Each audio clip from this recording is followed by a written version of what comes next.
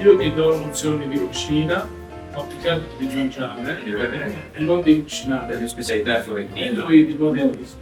Quindi siamo arrivati al punto che poi abbiamo deciso di far vedere a tutti, raccontare a tutti le nostre passioni che si incrociano.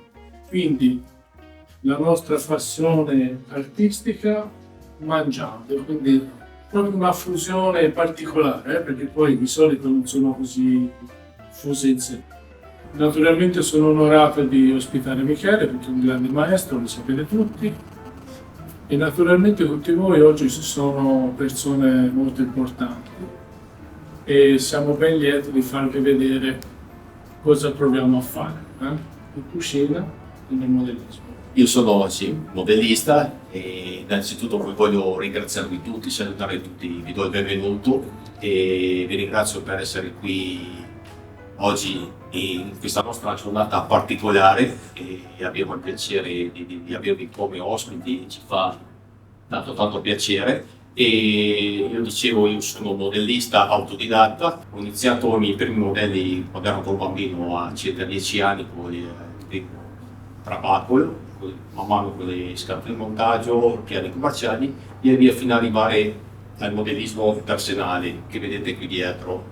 E in pratica questi qua vedete qui in esposizione è il lavoro dei miei ultimi 12 anni, 13 anni, mi sono dedicato a questo tipo di modellismo personale. L'intento della mia mostra è quello di far vedere sì i modelli, però non ho nella posizione e capacità di voler insegnare niente a nessuno, ma una cosa che manca alla gente d'oggi, come in tutti i mestieri che io e Marco ce l'abbiamo dentro, è proprio la passione per quello che facciamo. E quindi l'intento di questa nostra mostra è proprio di trasmettere questa nostra passione, far capire alla gente che il modellismo non è un hobby come tanti lo vogliono chiamare, perché non puoi considerare un hobby una cosa che fai, che ci metti il cuore, lo fai con tanta passione, dedichi non ore, non mesi, ma anni, perché quando fai un modello in arsenali sai quando cominci, ma non sai quando finisci. Quindi per fare un lavoro del genere non solo devi avere una grande perseveranza e costanza, ma devi anche avere una grande forza di carattere. Una cosa che nel modellismo a me mi ha aiutato tantissimo ad affrontare anche i problemi della vita, a risolvere i problemi che magari nei momenti più brutti, più bui, uno magari nella sua debolezza si rifugia in altre cose poco belle, e invece io mi sono racchiuso non dentro di me, nel mio mondo, che è proprio il modellismo, e lì ho trovato l'ispirazione, le strade giuste per uscirne.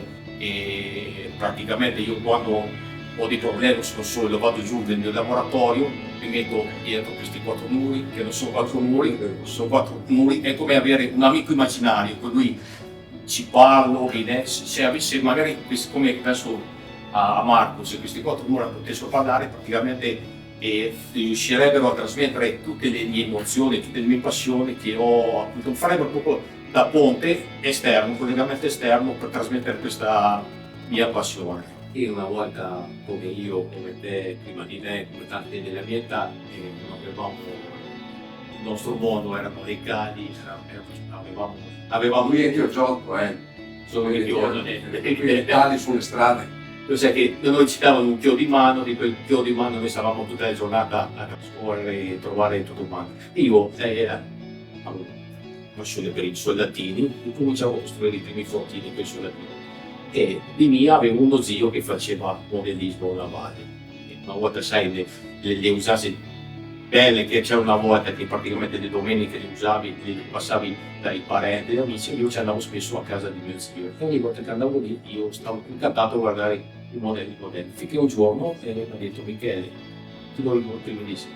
E da lì basta, è stata un susseguirsi di modelli, di scatole di montaggio e piani fino adesso che devi avere anche il tempo da dedicare, capito? Trovarli, se non lo trovi devi verificare ancora perché giustamente tutti ti dicono ma devi avere il tempo, sì, però quando uno si sempre la mattina, viene a casa alla luna, di solito va a riposare, dice di andare a riposare, ti dedica la tua passione, come piace come Marco finisce le prese, ci vuole, come dicevo, la forza di volontà, è troppo facile, proprio ci rifugiamo, ci nascondiamo dentro queste scuse banali.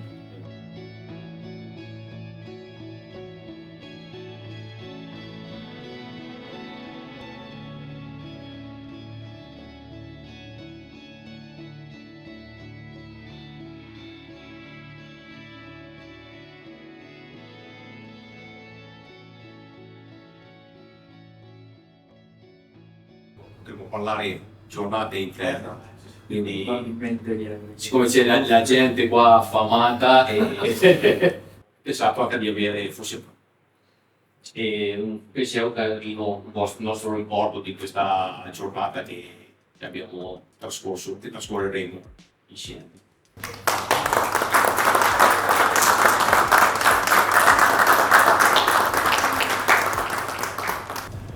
Siccome tu sei mio amico, mi ha detto Michele devi smettere di farmi regali, non voglio regali, perché ma ti abbiamo riservato una sorpresa piacere che gradirei.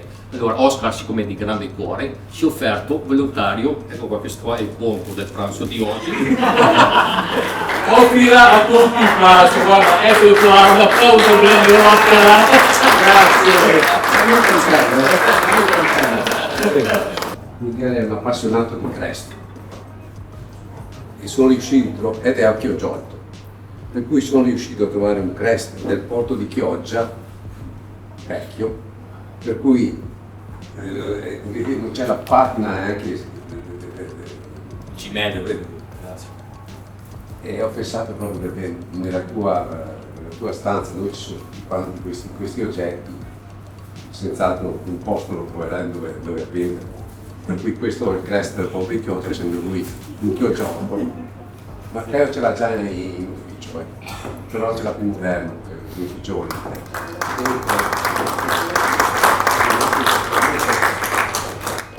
Poiché trattiamo di navi, questa è una manica vento dove entra l'aria delle stive delle navi.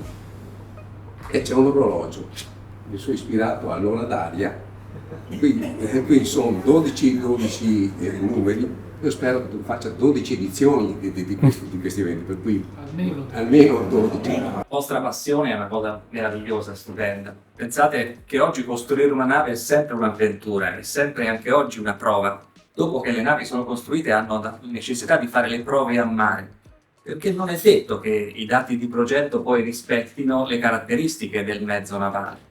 Quindi vanno provate dopo che sono state progettate e costruite, nonostante la tecnologia e i computer.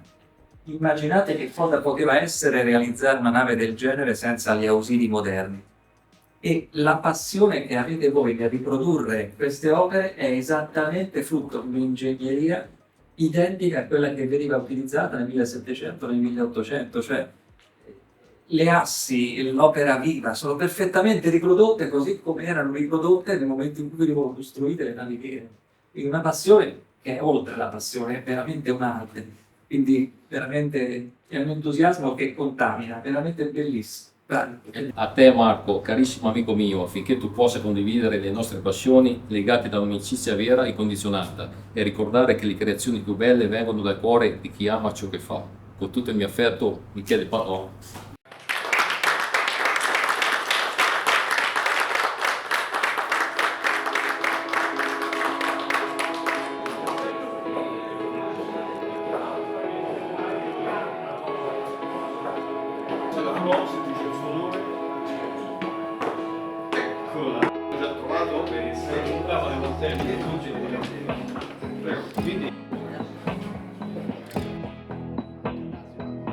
Ancora benvenuti.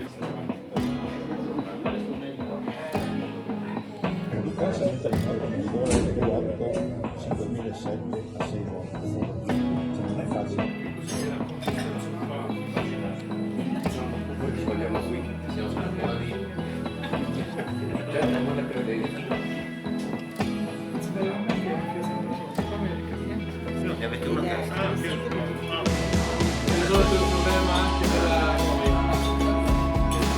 dare vitamine e proteine utilizzando questi ingredienti. Quindi io ho fatto un gioco particolare, soprattutto nella seconda portata. Sono andato a prendere in realtà un piatto romano che concettualmente, quindi degli antichi romani, che concettualmente potrebbe essere un piatto fatto a bollo.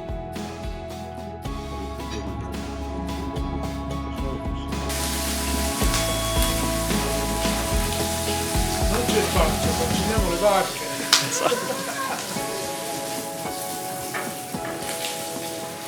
Vedi che deve stare in piedi da sola, no? È una...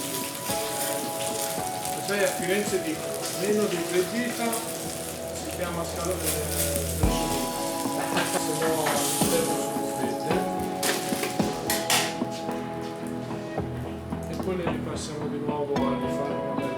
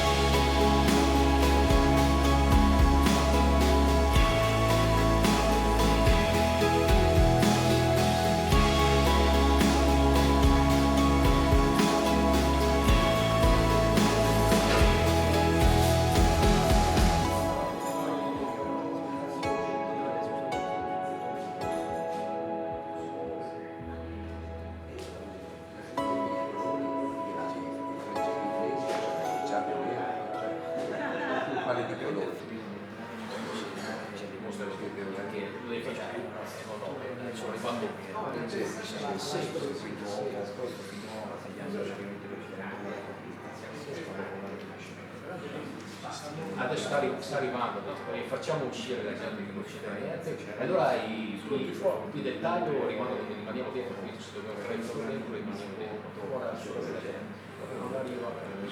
Allora seleziona quasi. Qui lo vedi nettamente la questione del volume di poppa, cioè vedi qua quanto volume c'è.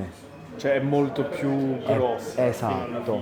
Cioè qui se andiamo a fare un'analisi della curva delle aree, noterai che è molto tutto più distribuito. Allora, cioè tieni presente che conviene molto di più avere volumi a prua, in questo caso conviene più avere i volumi a prua che a poppa, perché in realtà esiste un fenomeno che si chiama la scia di un'imbarcazione. Meno volume c'è a poppa e tendenzialmente la quantità di acqua che segue l'imbarcazione tende a diminuire. In realtà non è sempre così, va visto in base alla velocità. Cioè in realtà è una costola singola sfalsata, cioè non è neanche come quella inglese. Quella inglese che è a costola singola in realtà sale come dicevamo prima, cioè lì poi si costruisce addirittura in un altro modo, diciamo, nella parte inglese. Non la fanno dopo, ma la fanno distaccata. La prua è totalmente diversa nel primo caso rispetto al secondo caso. Ora, stabilire il numero di elementi, la forma dell'elemento, l'elemento dove deve terminare, perché ovviamente se tu affianchi degli elementi, questo elemento arrivato a un certo punto poi non avrà più, come dire, proprio il suo piede, cioè un elemento a cui concatenarsi. Quindi il costruttore perdeva in realtà molto tempo per capire qual era lo schema costruttivo che doveva utilizzare per realizzare quel tipo di prua o di poppa. Cioè qui vediamo, forse di qua si vede meglio, qua si vede una poppa a dragante, con i gaisoni disposti in un determinato modo, con dei riempimenti, con le costole che sono realizzate in un determinato modo, a forcaccia, eccetera, eccetera. Lì, che è un altro modello, potrei vedere che sul veneziano le puppe sono totalmente diverse, i gaisoni sono praticamente verticali, vedi la differenza netta tra le due imbarcazioni. Lì è verticale e qui è orizzontale. Perché? Perché i veneziani costruivano ancora con una volta a specchio, cioè praticamente in questo caso tutti i fasciami si raccordavano sul dragante, che è questo che vedi qui sostanzialmente. Cioè qui devi immaginare tutti i fasciami che salgono e si vanno a chiudere su questo elemento che si chiama dragante. Nell'altro caso invece l'ultima costola funge da dragante, mentre il dragante vero e proprio è intestato sul dritto di poppa, quindi è più sopra. Quindi sono due filosofie costruttive totalmente differenti, quella lì è molto più antica.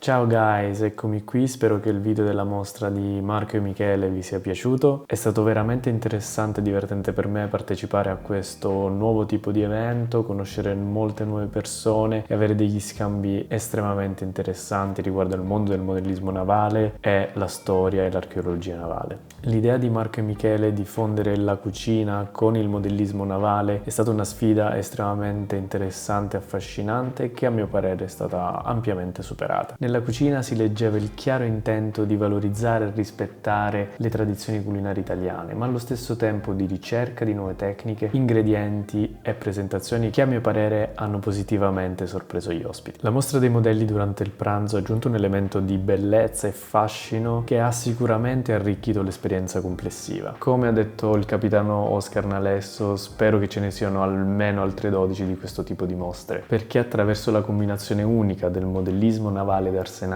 e della cucina d'autore possiamo senz'altro continuare a diffondere la conoscenza del passato in modo interessante e affascinante. Ciao e a presto!